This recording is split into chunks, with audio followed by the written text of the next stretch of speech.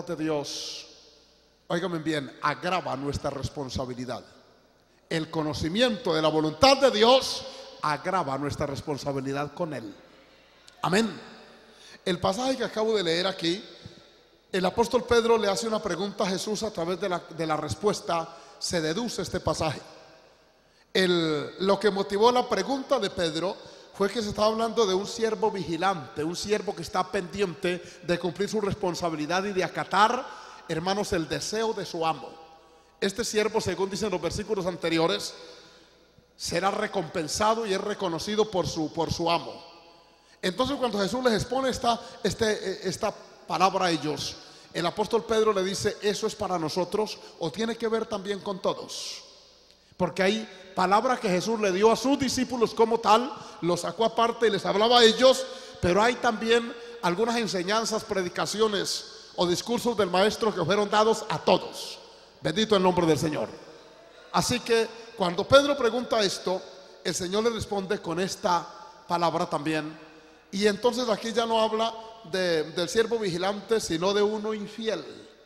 Uno de ellos que le asignan una tarea, una responsabilidad, pero el amo se ausenta. Y este hombre entonces empieza a cuestionar y a creer que él se demora mucho. Empieza a explotar la ausencia de su amo en su favor y empieza a golpear, a maltratar los criados y las criadas con una idea: mi amo se tarda en venir. Bendito sea el Señor. Se presupone del texto, se deduce que el amo le dejó unas directrices, le dejó claro lo que él tenía que hacer, le asignó una tarea específica y luego se ausenta con la esperanza y con la lógica convicción de que aquel siervo va a cumplir al pie de la letra la labor encomendada. Sea bendito el nombre del Señor. Pero el otro, teniendo en su mente aquel conocimiento, sabiendo qué tenía que hacer, se escuda con el argumento de que el amo se demora y empieza a hacer lo contrario, a actuar de una manera diferente. Empieza a hacer lo que no le mandaron y a dejar de hacer lo que le mandaron hacer.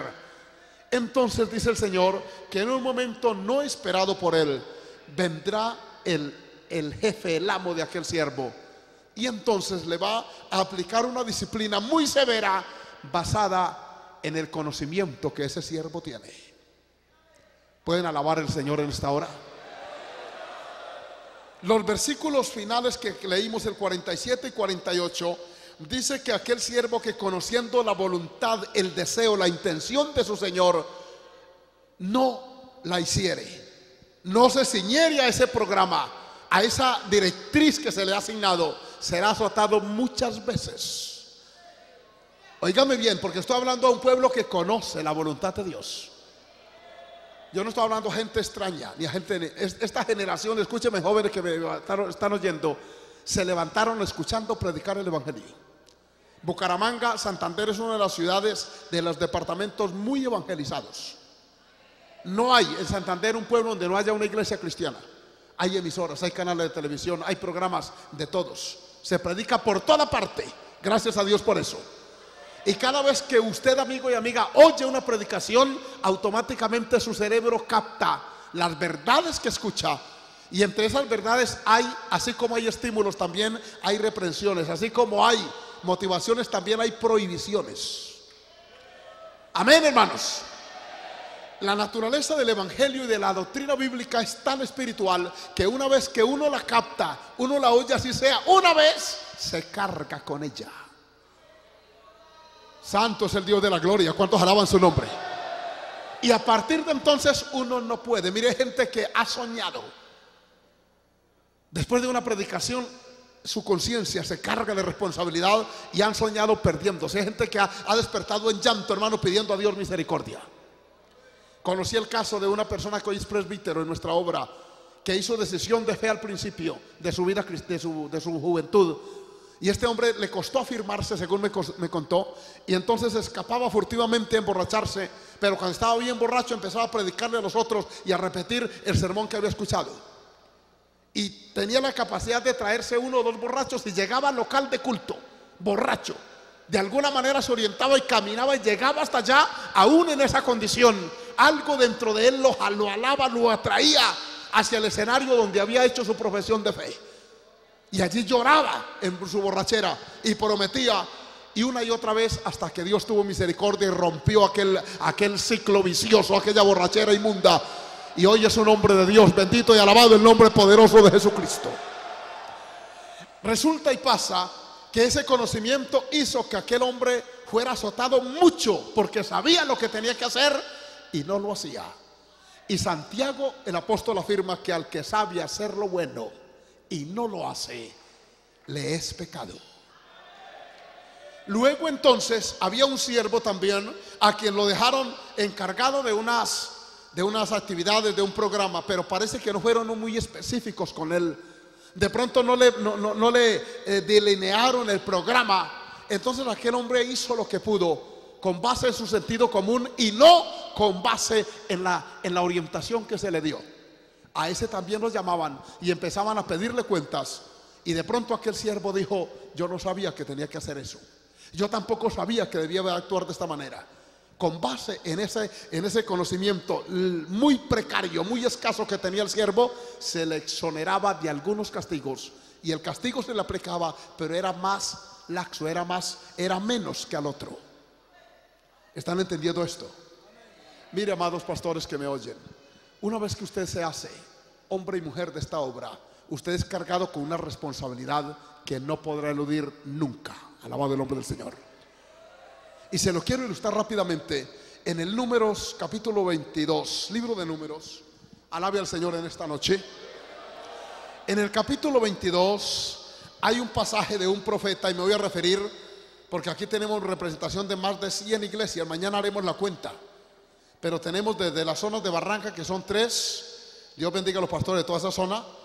Allá en el Magdalena Medio tenemos hasta San Vicente, toda esa parte hacia allá al margen del río. Tenemos 3 zonas allá tenemos una cantidad de iglesias. Y luego aquí en esta parte del departamento tenemos más, y nos falta la zona 10, que es la provincia comunera. Santander es muy bendecido. Y esa bendición viene así. Miren ustedes el capítulo 22 del libro de Números. Estos capítulos registran la historia de un profeta mercenario, así lo llaman los teólogos, porque este hombre era un hombre que Dios le había llamado como profeta. Y resulta que Israel venía de camino cruzando desde la esclavitud egipcia, donde fue emancipado, hasta Canaán. Y en ese pedazo de trayecto los opositores iban siendo avasallados, vencidos por Israel.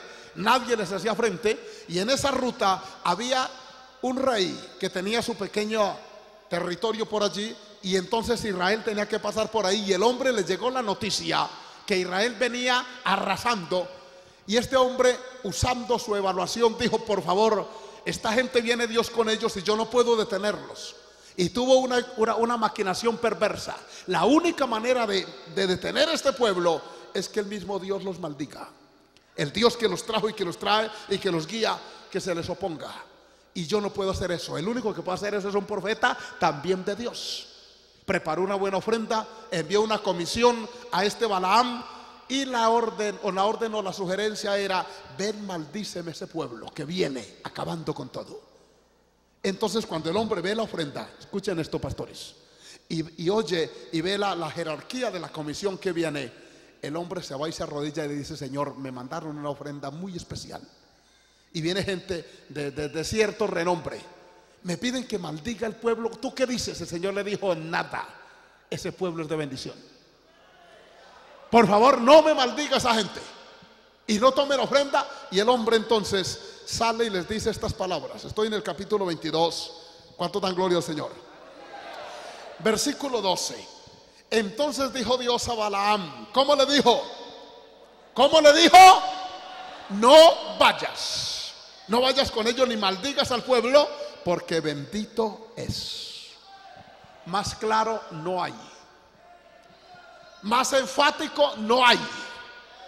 Más nítido no es posible. Dios dijo no. ¿Cuántos alaban su nombre poderoso? Mire, amados, usted tiene en la conciencia escrito los mandamientos divinos. Allá están en su fuero interno, en su voluntad, en su conocimiento. Está plasmado en la palabra: no hurtarás. Usted no puede orar para ver si hay una opción de variar ese mandamiento. No la hay. No se puede hurtar bajo ninguna circunstancia. Así es de sencillo. Amén. No mentirás, no hay que buscarle esguince, no lo tiene.